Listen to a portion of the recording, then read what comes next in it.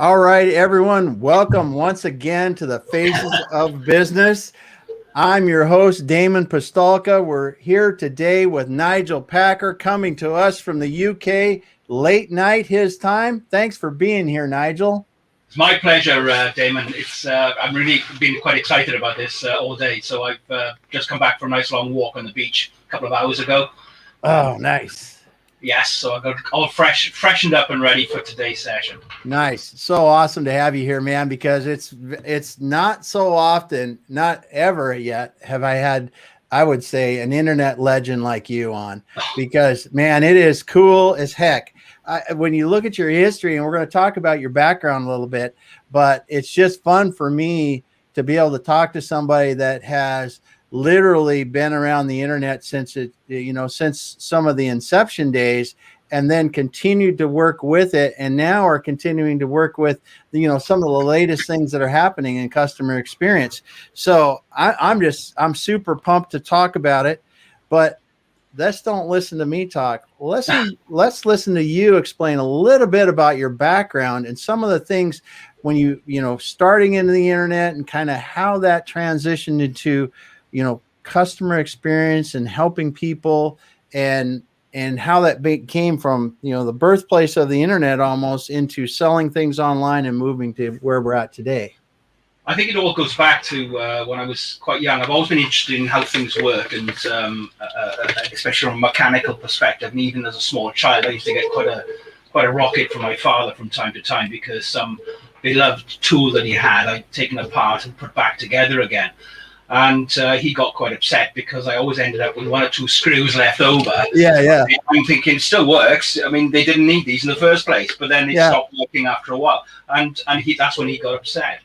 But it moved from that. And I remember when I was 10 years of age, I was standing up at the television shop watching two men climbing down a ladder, or one chap climbing down a ladder and stepping off it. And he was the first man to walk on the moon. And it just put me in that position where I was just excited about technology, about all the advances in science and everything else, and I've always been interested in that perspective.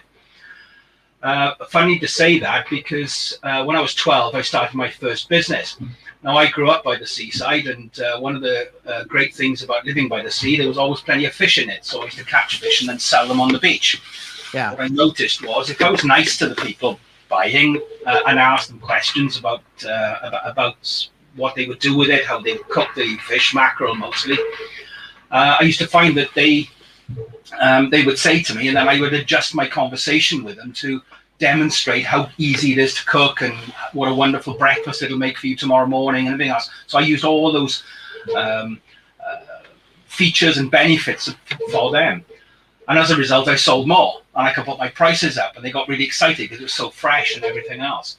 And I think I've always carried that belief in if you understand your customers, if you know what they're going to do with whatever you're selling to them and what are they actually buying, then it helps them to purchase, or helps them or encourages them to purchase.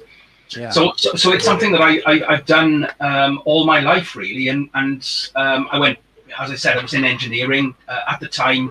Electronics was the big thing, so I went off and studied electronics engineering after I left school and college.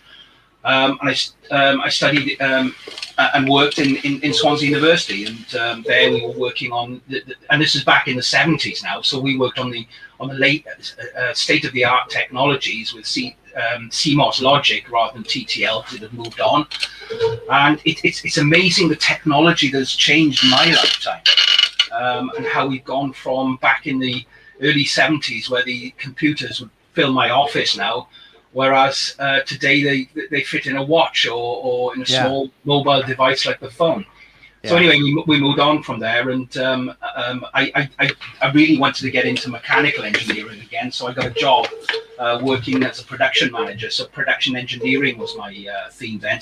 But I was learning about business, not just the stuff I'd learned on the beach and various other businesses I'd run up until the time I went to work in as production manager. And I learned a lot about other things such as quality assurance and and again about the importance of efficiency within production systems. So that was my engineering stuff coming up, and then I got a bit upset with the people who ran the business, even though it was a small family firm.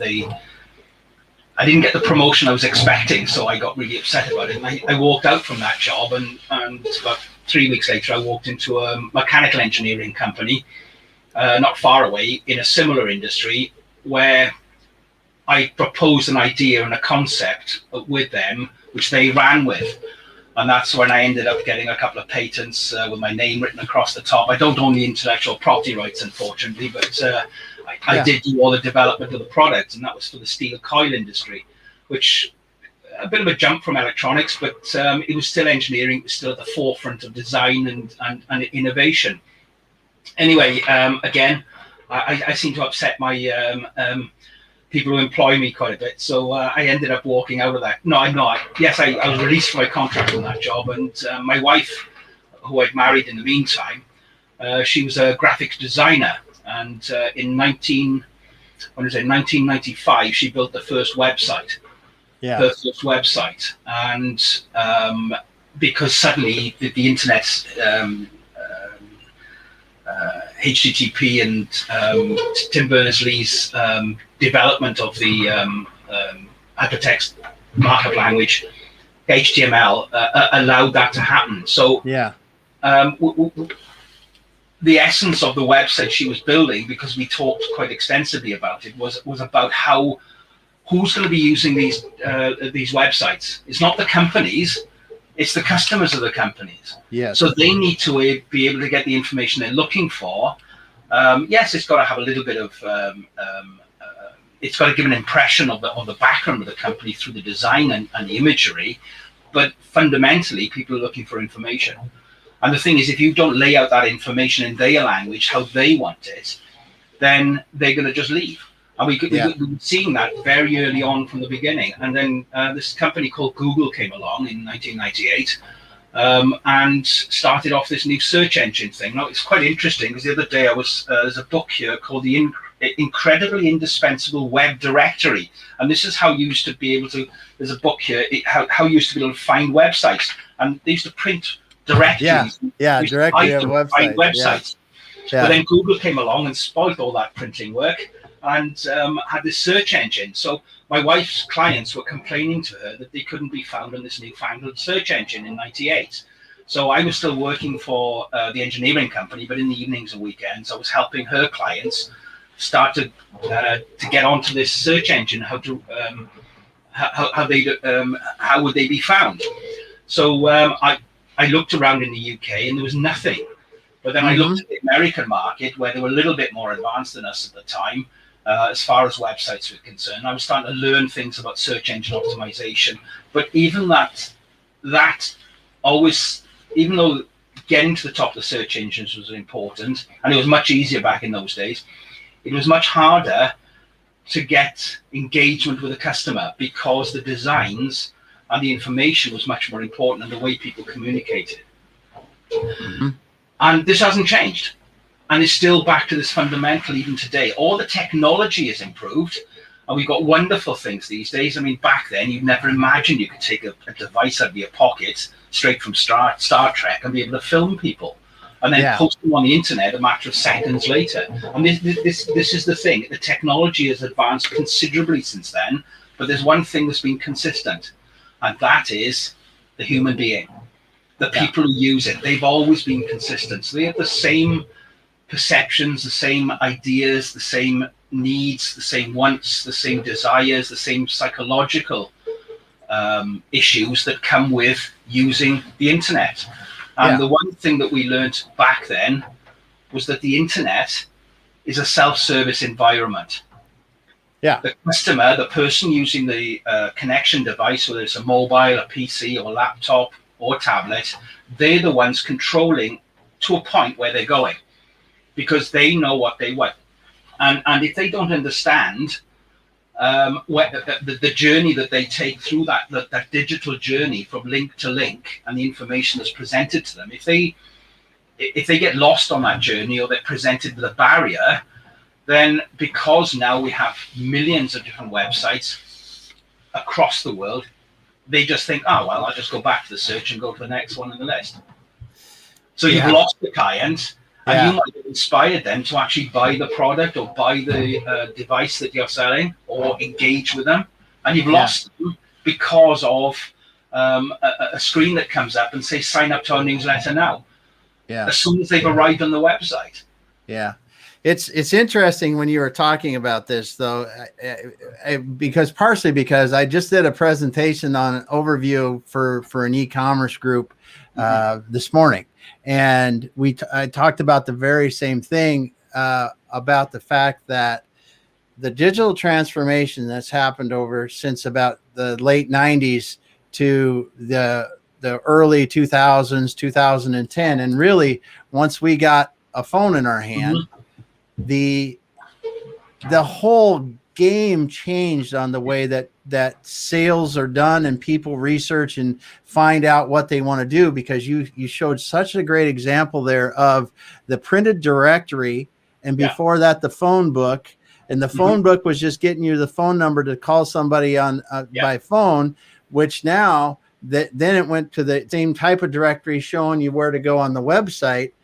Or on the internet to find a certain website. And now we use Google to search everything, and we're not using it on a desktop now. We've also got our phone, so we're searching it every minute in the exact minute we need it to hopefully get the exact information we need to take us to the links that go right to the information that we're looking for.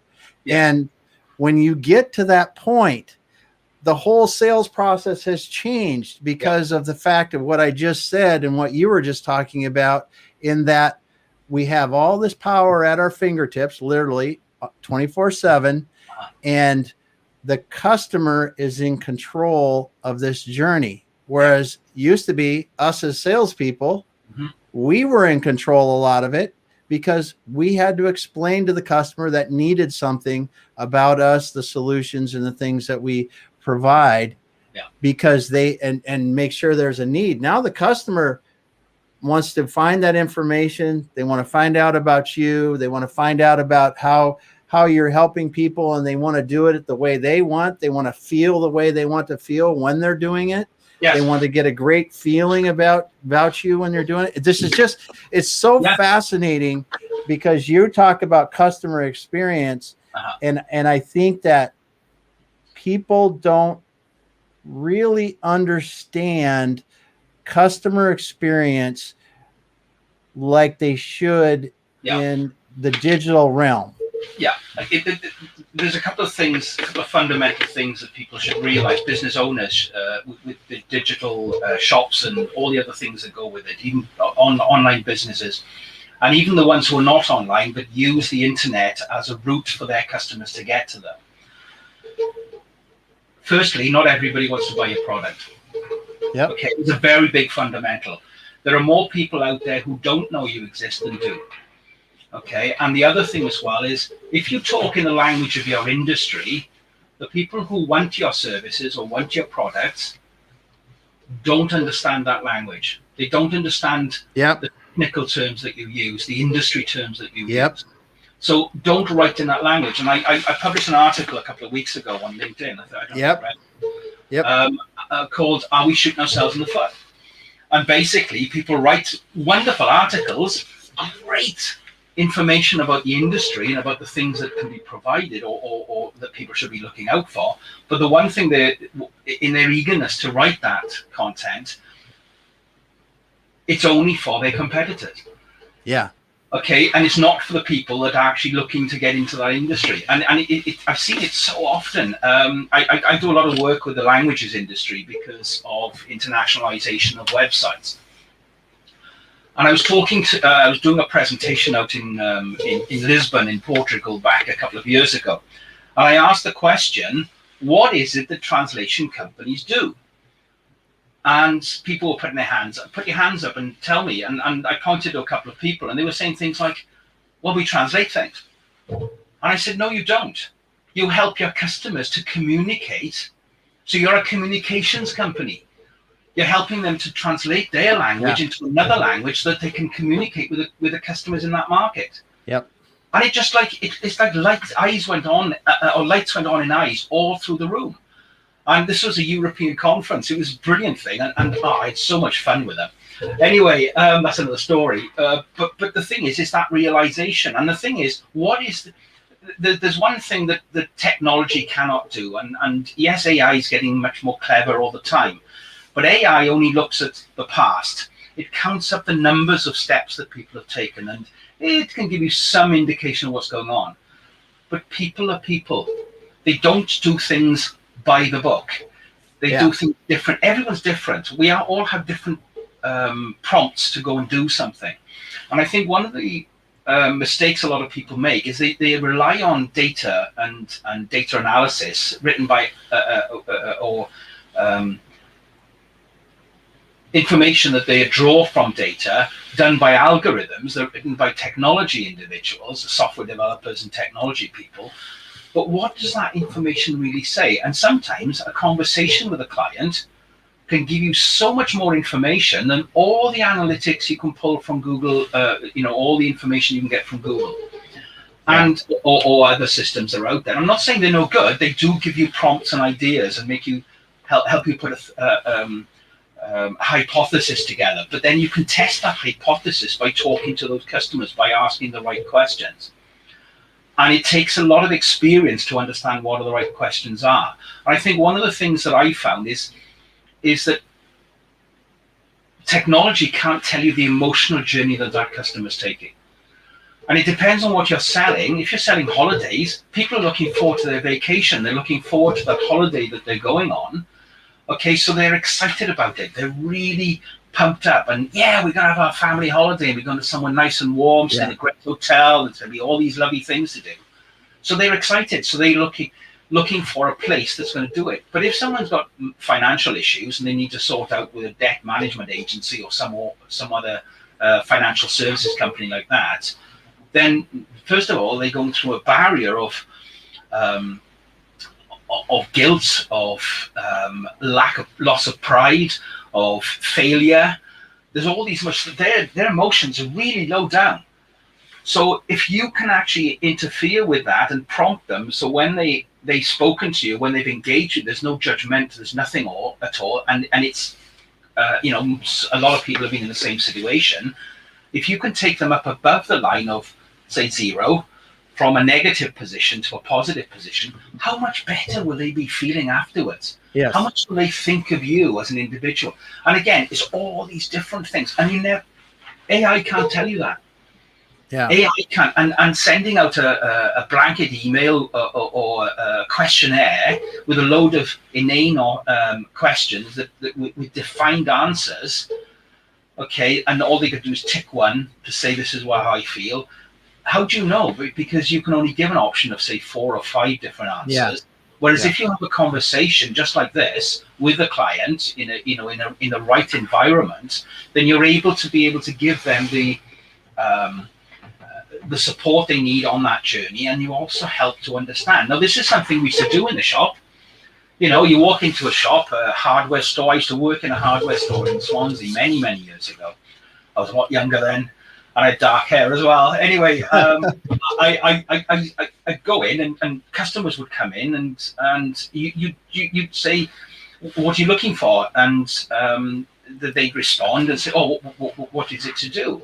And this is the thing that's how can I put this? This is the thing. When someone buys something, are they buying it because they want that particular thing, or are they buying it for another reason? And it's another question that nobody asks. Mm-hmm. They never ask, what is the person buying? Because customers buy things that you're not selling. Take, for instance, a drill bit. Okay, do you do any DIY, Damon? Yes, I do. Yes, I do. There we are. So you've got probably a nice workshop there, and you've got all your drill bits laid out so you can get what you need. But when you go and buy a drill bit, are you buying a drill bit or are you buying a hole? It's the hole. It's the hole you're buying. So what's the hole for? Is it in a piece of metal to cut a thread in it? So you need something that'll do, a steel drill bit or a tungsten tip drill bit, or is it a wall hole? All these other things. And then it's more than just it's not just the drill bit, and, Yes. and even when you're selling other things, services and facility software, even if you don't understand what the customer's actually buying or why they're buying it, how the hell can you? Oh, I'm sorry, I don't know if you're about swearing on. No, that's all right. It's just fine. Sorry. How do you know what to sell them? Yeah. And this is another thing, another part of it. So not just the emotional journey, it's understanding why they're buying it. Because are they buying it as a gift for a father-in-law for his birthday, or are they buying it because they want to do it themselves? And if they do it themselves, have they got all the other pieces that go with it? So there's a huge opportunity of upsell. So when you're in the shop and someone walks in, you can talk this through. Yes. Whereas on the internet, you can't, because they're all anonymous. When you're on the internet, it's a self-service environment. So the customer's leading it. So how do you lead them if you don't know what they're looking for? And this is something that can be done very, very simply without having to spend a vast amount of money on technology systems and AI systems and data analysis systems. You just pick up the phone and talk to someone. Talk to a customer. Put your hype up. But again, you can do that as a team within your own company. And this is where we do our training, our facilitation. We go into companies and we talk to the marketing and the sales team, but we want to talk to the people who are front of house. We want to talk to the people who are actually talking to the customers, because they've got the answers. So involve the sales team, and walk in the customer's shoes. I did a TED talk a couple of years ago in Swansea, one of the TEDx talks, and it's up there on video, walking in the shoes of your customers. And it's all about the tourism industry. Yeah. Because when someone, I'll go back to that one, when someone is buying a holiday, who usually makes the decision? Okay, and how can I say this? It's usually the female partner of the partner. Yeah. Okay, mother, she makes the decision of where they're going because hubby's too busy working or doing other things. And then she turns around, she's found the place, because that's the 2 weeks we got holiday, or 1 week in the States. We get 2 weeks in Europe. That's the thing. So she makes an ultimatum and says, this is where I want to go this year with the kids. And we're going to have a good time. But what is she looking for? Does she look for especially if it's self-catering accommodation, is she looking for a place where there's a fantastic kitchen? When I've spoken to, the last thing they want to do is be cooking when they're on holiday. They want 2 weeks off. Yeah. And so she when you look at the websites, they've all got perfectly appointed kitchens. Okay, but what she wants is a little bit of romance. I'm sorry, it sounds like it. These are the things that you discuss when you develop personas about your customers. They have to be open discussion environments where nothing is left unsaid, because it's about identifying your customers and how they work and how they feel and what the scenarios are of their journey. Where's the starting point from discovery to purchase and beyond. And those are the sort of facilitated events that we have with clients. It's sometimes people just don't think of these very, very small things that all affect what you write in content, what keywords you use to optimize your website, what touch points you create to sprinkle around the internet on social media and on or in articles on guest blogs and magazines and all the magazine websites. These are the sort of things you need to be thinking about. But you need to know who your customers are beforehand. Yeah. And so I'm sorry I'm blathering on, but but I mean you're going through the right thing, because we're talking about customer experience today with you, and really this is all about it. Because when you look back at when people started building internet or building websites, right? They built websites to show off themselves, basically. That's what it was, is to show off themselves. And their customers really, honestly, don't give a shit about that. They're there to buy a product, to find a solution, whatever it is. They don't really care that you've got a really nice building and you've got great people and they really don't care. No. Is it, do you have what I need at this point? That's what they want. And Go ahead. It's that instant thing. And it's funny when you look at even today, new websites going up. I look at today, you've got home, about, services, blog, contact us. That's the global menu on every page of the website. Most people are more, where do you want people to be? Spending half an hour looking to find out who you are, where you're based, and that sort of stuff. That should be on every page. Yeah. Right at the bottom, because people know it's the bottom. People learn, and this is something that was said by I forgot his name. In the Nielsen Norman group, part of their things, they said people learn more on other people's websites than they do on yours. So you've got to have a consistency with other people's websites. But the important thing is can they get to the information they're looking for? They don't. People, when they arrive on your website, they don't want to spend half an hour trying to find it because you've lost them after the first 30 seconds. Yeah. Okay. Everyone goes out with high expectations when they go on the internet to find the information. There's a high expectation, and they get very low frustration levels. How long do you think it takes for the frustration to build up and the and the excitement to drop down so they cross over? Okay. Yeah. Everyone thinks, it's 5 or 6 seconds. Actually, they've measured it down to 0.75 of a second. Oh, wow. 3/4 of a second. And they've lost interest because something's slow loading. And yet everyone is busy rushing to put up widgets and clever things on their website. So it slows the load time. And when you've got Wi-Fi, it's even slower again. Yeah. You've lost the customer before they even got to the website. And that's, and you'll never know how many of those there are. Okay, so you've lost those customers before you even had a chance to find out and tell them what they are. And most of those customers don't even know who you are at that point. Remember I said earlier, there are more people out there who don't know you exist and don't know your products and services exist than do. Mm-hmm. Okay, and really, everyone's chasing after the ones that do, and no one's chasing after the ones that don't. So how do you get to that market? You need to understand what the process is for them to go into that discovery point. So they discover your website, they discover your business. So what do they call it? And this is where keyword research is and key phrase. And now you've got things like voice-activated search with Siri and Alexa and all the other systems that are out there.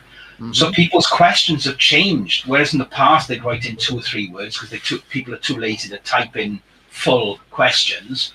So but when they're speaking, it's easier. So they say, where can I find a whatever it is? Yes. And this is one of the interesting things about the technology. I find it very difficult. I got to keep clearing my cache all the time because when I do research and I do searches online for a whole wide range of things. And what's so frustrating is that Google now is collecting my information and they say, we can predict what he's looking for. We'll offer these things. Yeah. And I'm on a completely different subject or topic area. Okay, so their suggestions are way off kilter. Mm-hmm. They're the wrong, they're taking me down the wrong thing. So they're now becoming gatekeepers.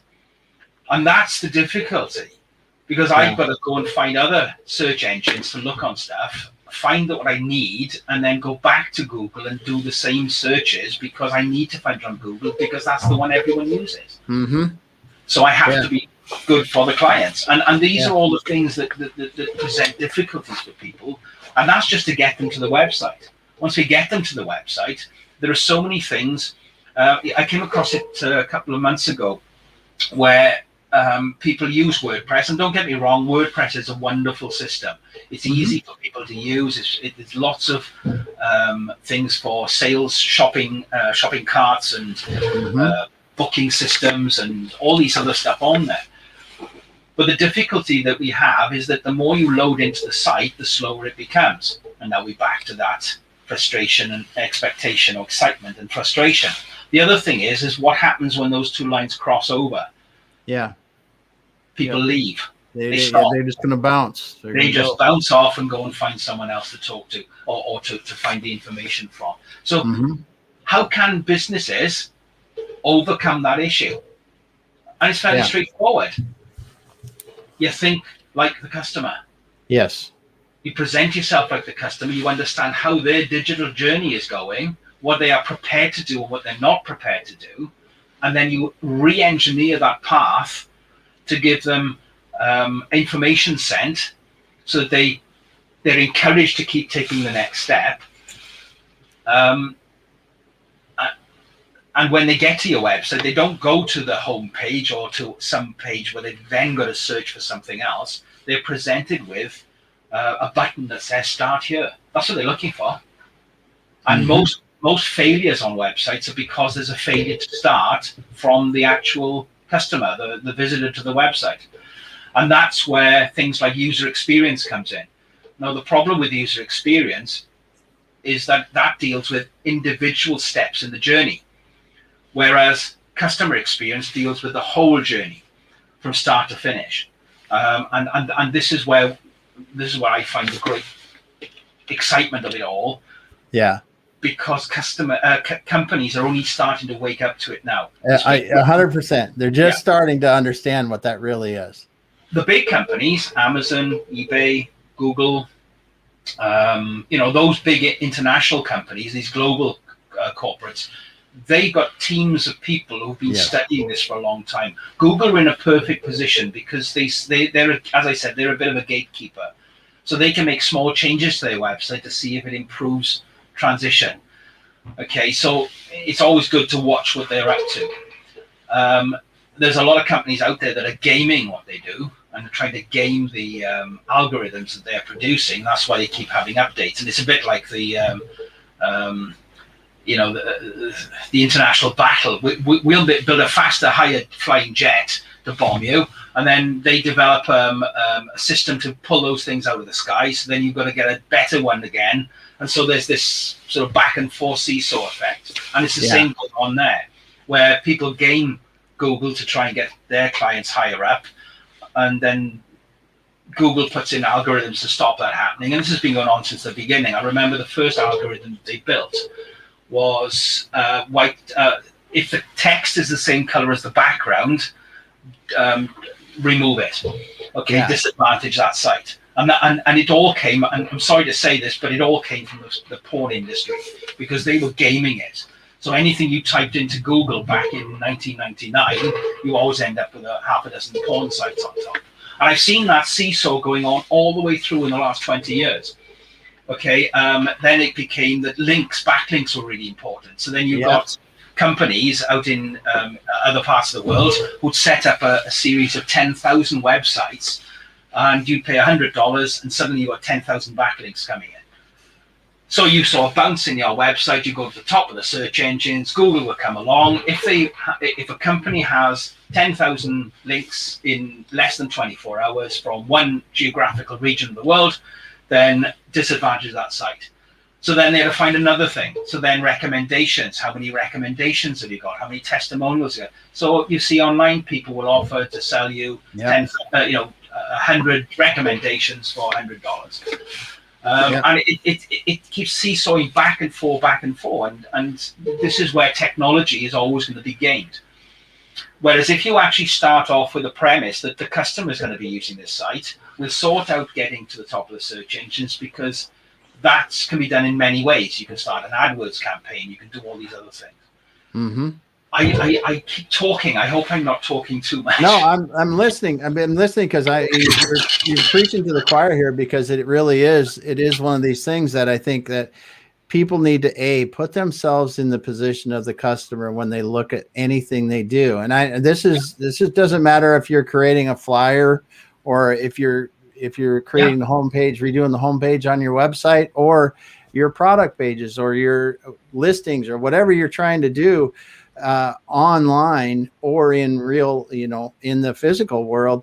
It really has to, because of what we talked about a very long time ago here, is the position of the customer has changed. The buyer has the power now in this situation, because of their access to knowledge and what they want to see. And if you're not putting yourself in their position and providing the experience, the information, the path that they want to follow, they just aren't going to follow it. You're just done. And as you said, there are so many people that don't know about you, That in the, you should think about first that customer experience and how you can let them know about you while helping them find what they need and helping them find out if you're the right solution or not for whatever they're looking for. But if you don't do any of that, they're just going to bounce away. But your opportunity, I always think of e-commerce when I'm talking to people, or digital strategies for businesses, in the fact that it comes back again to what you said, two things, premises you said. It's like most people don't know about you, and they're going to get away really quickly if they don't find what they need. They're just going to get off your website. So if we take those two things in mind and just build your website with that, build your processes, even your process all the way through if you're selling online to the buy, and make that as simple as you can from the customer's perspective, or as easy and pain free. When you look at the Amazon or the Walmarts or some of the big e-commerce, Alibaba, or some of these e-commerce places that are bigger, Amazon's notorious. I mean, if you're selling on Amazon, you may hate their customer policies that they can return whatever you want to return, however, for basically whatever reason. But they do that for a reason. They make it, and they do Prime 2-day shipment at least they do in the US, for a reason. They know that that's what the customers want. The customers want to return things easy. They want to be able to get it quick. I don't know if the same in the States, but one of the issues that we've got in the UK is that 50% of deliveries never get picked up on the day they're supposed to be delivered, because people are either out or they've missed the slot, or whatever goes on. And so there's a huge issue with returns, and it's a massive issue for lots of companies. So again, it's down to putting the systems in place. Now, this is not to do with the internet, but it is to do with customer experience. And I think this is sometimes this is an issue when you get some people in the industry who aren't aware of all the things that are going on around it. It's about the business processes themselves. Now, have you got a good delivery service, and can you tap in and show people where things are? Do they give a location of where the product is or your purchase is in the journey to come to your house? Do you get a phone call or an email or text like 20 minutes before to say it's going to be with you in the next half an hour? Make sure you're there. There's all these things that a lot of the smaller companies and medium-sized companies are not delivering on, because they've got their own internal systems, but they haven't thought it through for their customer, because that is still part of the customer experience and customer journey. It's the bit when they've made the purchase and they're getting excited about receiving the goods. Okay, and these are some of the things that Apple have done a really good job on, because they now have where they can actually advertise the fact that it takes 1.37 seconds or whatever it is, or even longer, 13 seconds, when you hold the corners of the box of your new i27, where you just hold the corners of the box, and that slow, they measure the time it takes for that box to open. And they've made an issue of this as part of the customer journey and the customer experience, the excitement of opening the box. And there's their new phone, and then peeling off that plastic thing. And I think there was an episode of The Big Bang Theory where they just received a new phone, and all the guys were gathered round, and they were taking, I think it's the one guy, the Indian guy on the program, and he's getting all excited about peeling back that plastic sleeve. And it's part of that process. And what they've done is they've joined in with the customer and said, if you really want to enjoy it properly, you should be doing this. And so they've got investment in customer experience. They've got the investment in the journeys, and if people sat down and thought about their process, they could have that same excitement build up for their customers, how to enjoy opening the packaging. Okay, and again, when you're buying a product or something that you have to assemble yourself, because you get that satisfaction of making something, but all the parts are in the box, if there's a part missing, the frustration levels are really high. So IKEA they've really developed that system. So even they produce the documents to assemble it, the assembly documents, and they do it by visuals and images rather than by writing in 17 languages. So they've had to overcome cultural differences as well, because as you know, I'm on USA Manufacturing Hour on a Thursday evening, and I join in. For us, it's a Thursday evening. It's lunchtime for you guys. But I get a pleasure of that. But I've learned so much about the cultural differences of using things like Twitter. I often get very nervous about making some comments which will be treated as humor with us, but may offend someone in the States. So I actually hold back quite a bit. Yes. Often I see things that people in America put up, but I'm thinking, wow, that's a bit strong, isn't it? Yeah. But actually, it's acceptable over there, whereas it would be seen as a bit rude here. And also, again, there's the language issues. Okay, because you call certain things, and we call them something else. And sometimes what we call something quite innocently, you treat it as something that's a bit bad. And I love those contradictions that go on in language. And we share the same language. Yeah. Mind you, you don't know how to spell properly, but that's another story. Yeah. I'd be interested to see the text at the bottom to see how it's translated when the recording of the program goes out, because can they understand my Welsh accent for a start? It's doing pretty good so far, I think. I hope so. We'll see. The interesting thing that you talked about here from customer experience today, it was just a little difference that in the US, when we get deliveries, they don't very, very, very seldom does anyone have to be around for a delivery. So it's basically the driver comes to your house, they drop it off, boom. That's the end of the thing, because I think they've virtually given up on most of that coordinating the deliveries. And literally, I don't know what it's like there, obviously in the UK, but we get deliveries. There's a lot of households that get a delivery a day or multiple deliveries a day throughout the week, because the e-commerce buying habits have changed so much over the years. And COVID just drove them that much higher when you couldn't, it started out with supplies. You couldn't find toilet paper. You couldn't find whatever else, but Amazon had it, and then you're sitting here and you couldn't go to the store that you wanted to. Well, then I had to buy some laundry detergent. I had to buy some clothing, or I had to buy electronics. And then the next thing you know, you're just like, well, it's just easy. I'm just going to click, and it shows up at the door. I mean, I just did it with some vitamins. My wife brought some down to me today. I ordered vitamins. I hadn't ordered vitamins online before that, and I'll probably never walk into a store and order them again. And this is where the future's going.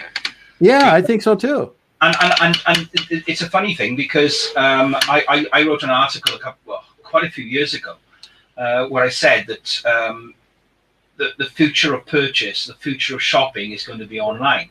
Now, it's not going to be for everything, because there's still an excitement of walking into a shop and buying something you've discovered, and trying it on, and if there's the instant gratification of the purchase. Now, this is quite interesting, because I've had quite a few discussions about this, because when you deal with the internet, there's multiple gratification points. Okay, there's the first one, which is the discovery and the finding and the purchase. Yeah. Okay, so when the discovery to start with is an excitement point. The next thing is the purchase. So you have that excitement that you get when you're in a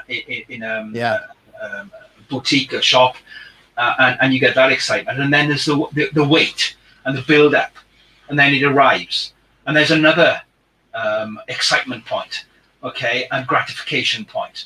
And then there's the trying it on, and then there's the eventually taking it out, wearing it, and showing it off to all your friends.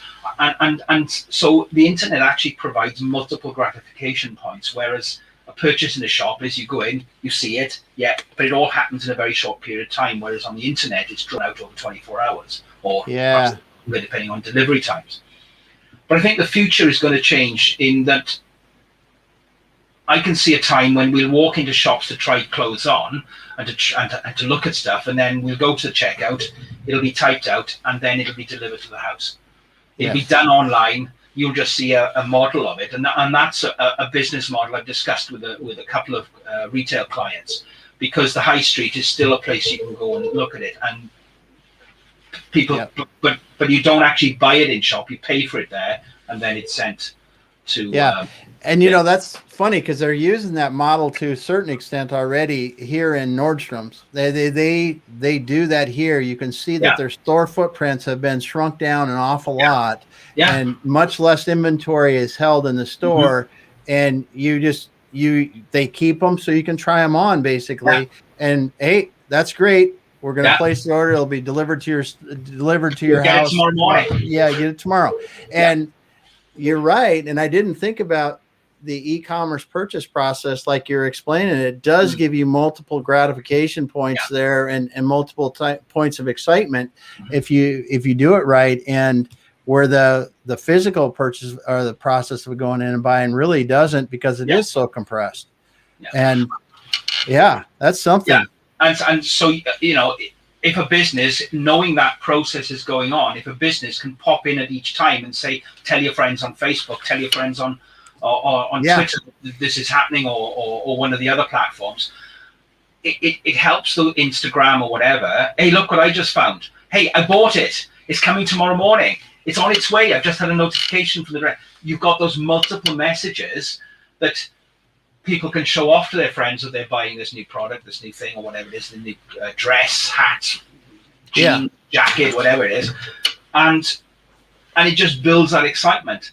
Okay, but also the company is then being able to, through that customer, being able to push out to a bigger marketplace for people who never knew they existed. And see, that's how you start bringing people in. And I think companies have got to start thinking about this now. I know we work a lot in the manufacturing sector. So how do those businesses who work with other businesses, what they've got to remember, it's not the company that's buying your product, it's a human being within that company. So you need to understand how that purchasing manager, how that specifier actually works. And I think in a conversation I had on one of the things the other day, but I think this was with Made in Britain Hour, which we have quite early in the morning for you.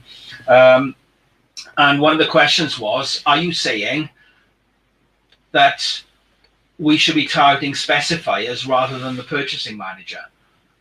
And I went, well, have a think about it. Talk to them. Okay, understand if they are the ones you should be targeting, not the purchasing manager, because the specifier will tell the purchase manager, we are looking for one of these. I found this company that can supply it. So it's seeing those sort of things that are going on. But the only way you find out is by talking to people and having that conversation. Like I said back at the beginning, in the old days when people walked in the shop, you could talk to your customers. Yes. Today, they're just a number. They're just a ghost moving through the website. And so it's that fundamental thing. So customer experience is something that small companies and big companies as well, and medium companies, they can learn about, especially in the digital journey. They can learn about it. It's a bit, I think, I describe myself as a bit of a tracker, because I track how customers move through it. It's the psychology that's involved. It's the all these other aspects. The more you learn about the customer, and not as individuals, but as groups, because you'll find everyone fits into these different things. Into groups. So your personas, when you're developing personas, make them comprehensive, cover all these details, the sort of favored points that you are that your main core customer is looking for, and put them into your promotions, put them into your target. When you're targeting a particular group of customers, make sure they can recognize themselves in your promotions. Yes. I did an article a couple of years ago targeting at directors. I just opened up with directors. Are you ready for your £1,000 fine? And it caused the reading. I mean, the number of views it had was phenomenal. Nobody sent me a public message or put a like on that particular broadcast, but the number of emails and personal messages I got, and people who turned up at networking events, who came up to me and said, "Hey, Nigel, great article the other day. I didn't realize we had to do that." And all it was that is when you register your company with Companies House, that there is a requirement that you put your company registration number and your registered address on your website. And I just did a survey of new websites being launched. How many of them were limited companies? How many of them were in company's house, and did they have that information on their website? And I did the research, and I found that like 68% of them didn't. So I just did the article. Okay, and they said, well, shouldn't some of them said to me personally, they said, shouldn't the web designer do that or tell us about that? And I said, no, it's your responsibility. You are a director of the company, and the fine is £1,000 for not doing it. So they were all panicking, and they didn't want to show themselves up that they didn't have that information, because most of them had only looked at the website at the beginning when it was first launched and never gone back to look at it. Yes. And that's another thing. How often do the owners of the company or the directors of the company actually go and look at their own website? Yeah. And look at it, and not just look at it with somebody that knows, like you said, industry jargon, wants to show off their company, blah, blah, blah, whatever you want to do. Look at it from the viewpoint of a customer. Yeah. How many times do you say we instead of the times you say you? Because it's about the people reading it. You are looking for X, not we do X. Okay, when you're looking for a good company to supply X, talk to us. Okay, bring them in. Be positive about the message.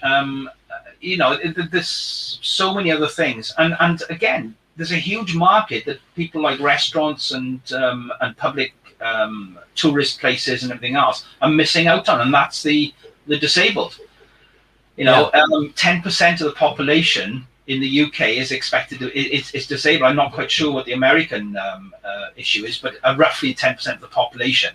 But disability is not necessarily something that's visible. Yeah. My wife's a celiac. We don't eat out very often, but when we do look at a restaurant, when you can go and eat out, we're looking to see if they provide gluten-free food. Yeah. But they never say what's in the actual meal. Is there any chance of cross-contamination when they're preparing the food?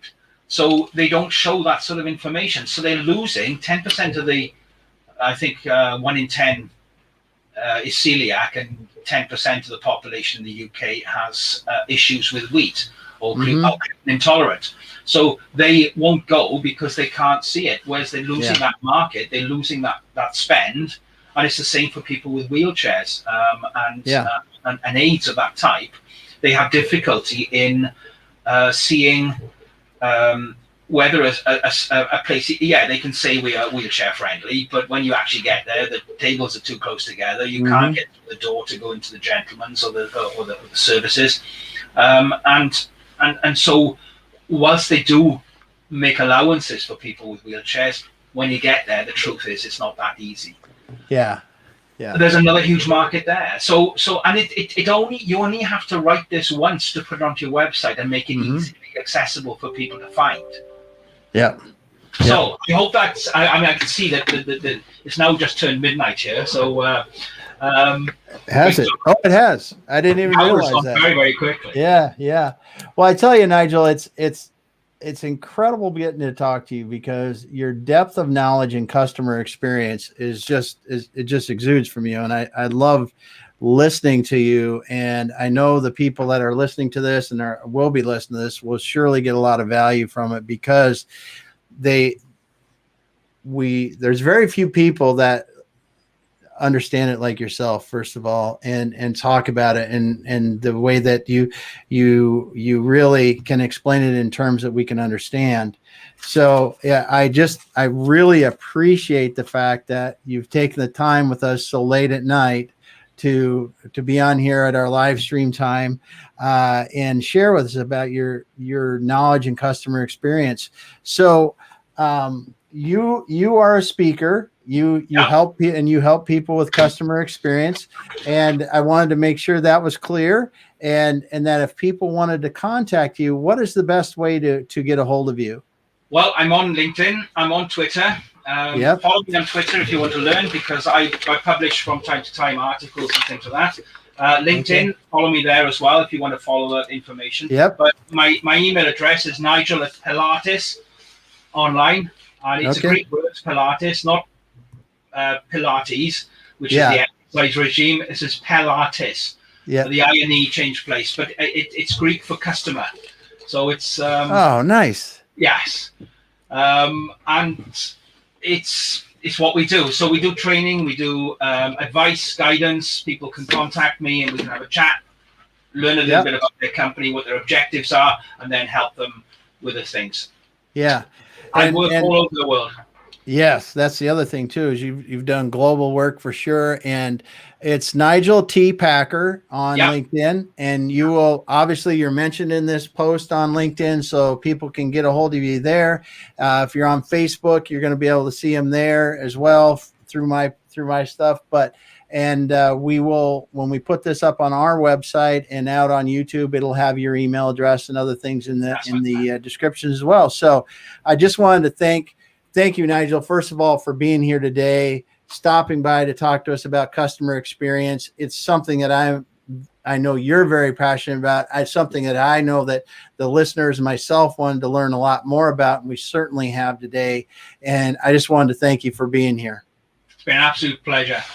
Yeah. It's always a pleasure to talk wherever I go, and I just love the enthusiasm from the American audience and people in business in America. They're so enthusiastic about it. We could learn a few things in the UK from your passion and your attitude. Well, and your friendliness as well. And the what? And your friendliness. Oh, thank you on that. And I accept the compliments and hope that we can live up to them. And I think that, the one thing that I learned today is that we really need to be customer focused and think about it and put ourselves in that from the way things look, the words we use, and the feelings we get when we look at our both in the physical world and in the digital world. And thank you so much for sharing that with us today. Thank you, Damon, for having me on your program. Awesome. Well, that's it for us today on the Faces of Business. We're going to be back here again on Thursday. And we've got another great guest talking about, we're talking about helping veterans transition into the private sector, which I think is going to be really fun. We're going to have Brian Arrington from Vets to Industry on Thursday and talking about that. It's a great organization. Nigel Packer, thanks for being here today. Everyone, thank you for listening on LinkedIn Live, Facebook, and everywhere else that we've got people rolling right now. And we will be back again. Thanks.